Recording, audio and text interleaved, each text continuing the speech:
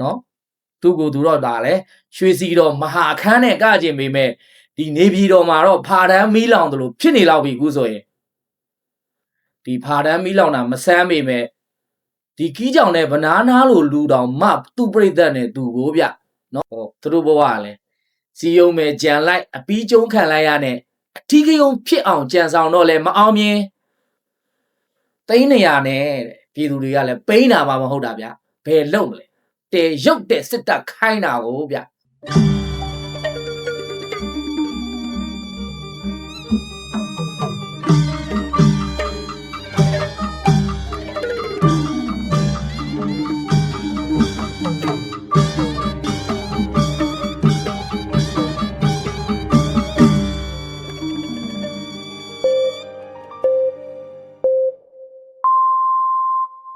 တော်လာမီမပြည်သူအားလုံးမင်္ဂလာပါခင်ဗျာဒီနေ့ကျွန်တော်တယောက်တည်းတင်ဆက်ပေးမှာဖြစ်ပါတယ်ဘာဖြစ်လို့ဆိုတော့စိတ်မန်းရောကိုပိုးလေးတို့ရောတခြားနေရာကိုရောက်နေတဲ့အတွက်ကျွန်တော်တယောက်တည်းဖြော်ပြီးတင်ဆက်မှာဖြစ်ပါတယ်ခင်ဗျာတော်လာမီမပြည်သူပေါင်းစိတ်ကြံတာချင်းကိုကြက်မှချင်းနဲ့ပြည်စုံကြပါစေအခုပထမဆုံးသတင်းတစ်ပုဒ်အနေနဲ့ဒီထိုင်းရောက်ကိုရှေမြန်မာတွေကအကြံပြောက်လှတဲ့ဂျပုတကွက်ကျွေးထည့်လိုက်တာ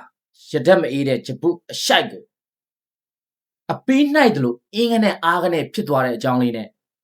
အစချီလိုက်ရအောင်ဗျာဘာဖြစ်လို့လဲဆိုတော့ဒီပြလိုက်တဲ့တကွက်ကလည်း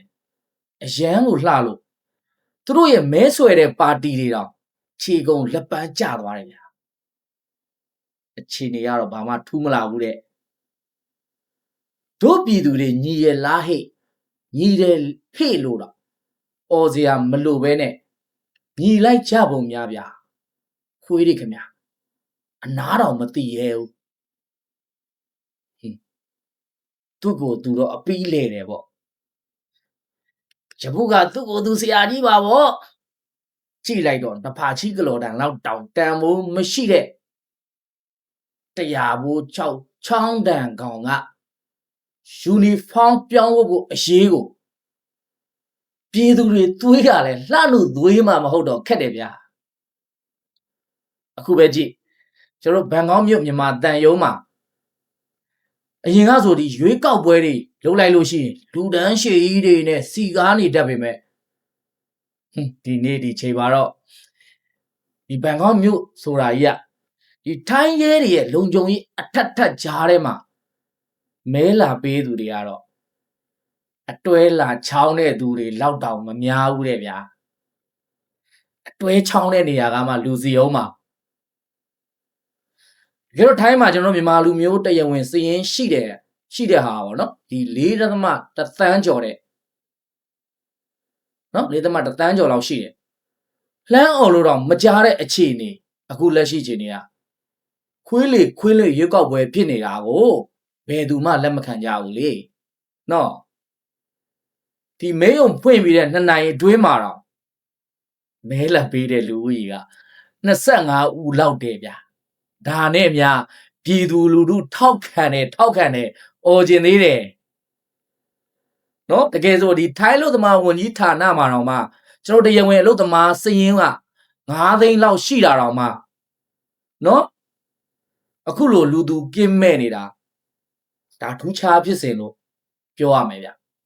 နော်ထူးခြားဖြစ်စဉ်ဖြစ်သွားပါလေရောပေါ့ဗျာနော်မှန်တိုင်းပြောရရင်တော့အတူရောက်မို့လို့တပိတ်မှောက်တဲ့သဘောနော်တွေးကြည့်ရင်သိနေတာကိုပြည်ကြည့်ရအောင်လေဒီစကမသခင်ကြီးကညံတိန်တာကိုဗျနော်သူကိုသူတော့ဒါလဲရွှေစီတော်မဟာအခန်းနဲ့ကကြင်ပေမဲ့ဒီနေပြည်တော်မှာတော့ဖာတန်းမီးလောင်တယ်လို့ဖြစ်နေလောက်ပြီအခုဆိုရင်ဒီဖာတန်းမီးလောင်တာမဆမ်းပေမဲ့ဒီကီးကြောင်နဲ့ဗနာနာလိုလူတောင်မှသူ့ပြိသက်နဲ့သူကိုဗျနော်ဒီတော့အဆုံးမျိုးလေးတွေလည်းနင်းနေပါရှိတာရင်ခုန်စရာမလိုပါဘူးချစ်တော်မိဘပြည်သူတို့ကြီးဟုတ်တယ်မို့လားဆိုတော့ခင်ဗျားတို့ရဲ့အသေးချာမဲတပြားကိုဒီဝဲစားတွေကိုမပေးမိဖို့အရေးကြီးတယ်လေဟုတ်တယ်မို့လားပြောရမယ်ဆိုရင်ဒီ3ခွက်တစ်ခွက်တင်ပြုတ်လို့ဒီဆေးဘက်ဝင်တဲ့ဗီဇရွက်လောက်တောင်တန်ဖို့မရှိတဲ့နော်ဒီဂျပုကိုမဲပေးမှတော့ဗ ဇက်ရွက်လောက်တောင်တန်မိုးမရှိတဲ့တိုင်းပြည်အပြီးပြတ်ချင်ရင်တော့ပေးကြပါဗျာဂျပူကိုနော်မှန်တိုင်းပြောရရင်တော့ဒီကြက်ကန်ရေးဆိုတာလဲဒါဂျပူရဲ့လှက်ကွက်တစ်ခုပဲထွက်ပေါက်တစ်ခုပဲနော်သူအယောင်ပြောင်းပေးလိုက်တယ်နော်တခိုးကိုဖွတ်အယောင်ပြောင်းပေးလိုက်တာပဲမထူးပါအဲ့တော့အခုမဲပေးနေတာလဲဒါဂျပူကိုမဲပေးတာ ਨੇ အတူတူပဲလို့ကျွန်တော်တို့ကသတ်မှတ်ပါတယ်ဟုတ်ကဲ့ပါနောက်ထပ်သတင်းတစ်ပုဒ်ကတော့မန္တလေးမှာအပီးကျန်းလိုက်တဲ့ဒေါက်တာတေဇာဆန်းတဲ့အဖွဲ့သိန်း200တဲ့တန်ဖိုးဖြတ်လိုက်တဲ့တဲ့နော်ဒေါက်တာတေဇာဆန်းရဲ့ကိုနန်းလင်းရဲ့ကိုခန့်ဝေဖြိုးတို့ရဲ့ဓာတ်ပုံတွေကိုလိုက်ပြပြီးတော့သတင်းပေးလို့ရှိရင်ငွေကျပ်သိန်း200ချီးမြှင့်မယ်လို့ပြောပြီးတော့စစ်တပ်ကလိုက်လံစီယုံနေတယ်တဲ့ဗျာဟောသူတို့ဘဝကလည်းစီယုံမယ်ကြံလိုက်အပီးကျုံးခံလိုက်ရနဲ့အထီးကယုံဖြစ်အောင်ကြံဆောင်တော့လဲမအောင်မြင်သိန်း200နဲ့ပြည်သူတွေကလည်းပိန်းတာမှမဟုတ်တာဗျာဘယ်လုံမလဲတဲရုပ်တဲ့စစ်တပ်ခိုင်းတာကိုဗျာ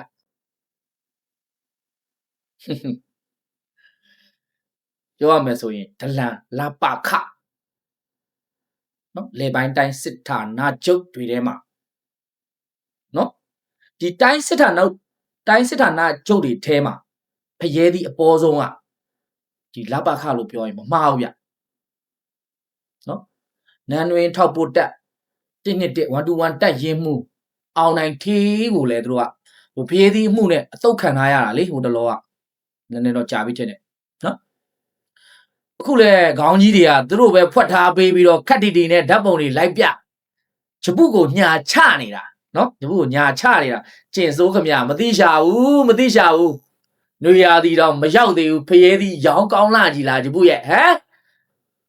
အခုဆိုရင်လာပါခရဲ့ဝါတာမီလွန်အဖွဲ့ကစာရဖရုံးထဲမှာဒီသတင်းလေးဖတ်ပြီးတော့ရေနေလောက်ပြီမင်းအောင်လှိုင်ရဲ့တက်ကြီးကလည်းပြောတော့ standard army ဘာမထီးတဲ့အခုတော့ပြည်သူတွေကိုတော့လိုက်အားကိုးနေရတယ်ဗျခါပဲကြိုးသွားမယ်ဂျပုရေမရဘူးလိုက်သိန်းနေရတယ်ဗျာနဲတယ်နော်တန်လားမိဘပြည်သူတန်လားလို့တန်ရဲ့လားသိန်း200တဲ့ကျွန်တော်တို့ဒေါ်လာရေးသူရေကောင်းတယောက်တန်လည်းမလုံနဲ့မတန်လည်းမလုံနဲ့ဗျာသိန်း200နဲ့တော့အရှာမခံကြပါနဲ့ရှိန်းစာယာဖိုမောက်ပြီးကိုပျောက်သွားတဲ့ဒေဇာဆန်းကြောင့်ဝေဒနာအခန်းနေနဲ့သေရွာမှာသာဂွမ်းမီတော့ဟေးလို့ပြောခြင်းတယ်ဂျပုနော်ကိုလက်မခံမှန်းသိရင်လိုက်မယုံမှနေသိတော့ဘူးလူဆိုရင်အခြေအနေသိသိပြီနွားအုပ်စုရဲ့နော်ပြောရင်လည်းရိုင်းနေဖြစ်အောင်ပဲဒို့တော်လန်ပြည်သူတွေကရန်ကုန်လှဲကူထတ်လာပြီတာသနာရိတ်တာရက်ကွက်မှာပါသမျှကြိတ်နှွာနေလို့မตาချစရိတ်ပါထပ်ပေးလိုက်ရတဲ့သတင်းလေးဗျကြက်ဖို့ရုံးကိုခွတ်လွှတ်ရုံးပြီးတော့အဆောက်စစ်သားတွေကိုအမှောက်ပစ်သွားတာမိုင်းနှလုံးနဲ့တဲ့ဗျကန်ဆိုးမသွားရမိုးလိုက်လို့ရွာဆိုသလိုဖို့ရုံးရှိရဘုံချပြီးဆုံးမပေးလိုက်တာနှလုံးလုံးကွဲပြီးတော့လှဲကူးမှကျွဲလူးသလိုဖြစ်အမောင်ကျသွားတာများအားရလိုက်တာဗျာသူတွေလှုပ်သွားလဲဆိုတော့ကျွန်တော်တို့ရဲ့မြို့ပြပျောက်ကြားတွေကကောက်စားလိုက်တဲ့တကွက်ကအရန်ကိုလှလို့ကျွန်တော်ခင်ဗျအငမ်းမရပြောမိပြန်ပြီဗျာလှဲကွက်မှာငဲကွက်စရာမလိုအောင်လှုပ်ပြသွားတာတကယ်ကိုချီးကျူးတယ်ဆိုတော့ကကြိုပြောစရာမလိုအောင်ပြူထိခိုက်ကတော့ခုနကကျွန်တော်ပြောသလိုမตาစရိတ်သေးတော့ပြင်ထားကြပါဗျာနော်မตาစရိတ်လေးတော့ပြင်ထားကြအဲ့ဒီမตาစရိတ်သာမတက်နိုင်ရင်တော့ဖြာလိမ့်နဲ့တော့မတန်နဲ့မตาစောက်ခွေးတွေကိုနှာပိတ်ပြီးတော့ရွာနောက်ဖေးကသာကန်ချပေးကြပြီတော့ဗျို့တို့ဘေတို့ဘေဘေတက်ပုရေကဲဒီနေ့ကတော့ကျွန်တော်တယောက်တည်းတော့ဒီလောက်ပဲပေါ့ဗျာနော်ကျွန်တော်တယောက်တည်းဒီနေ့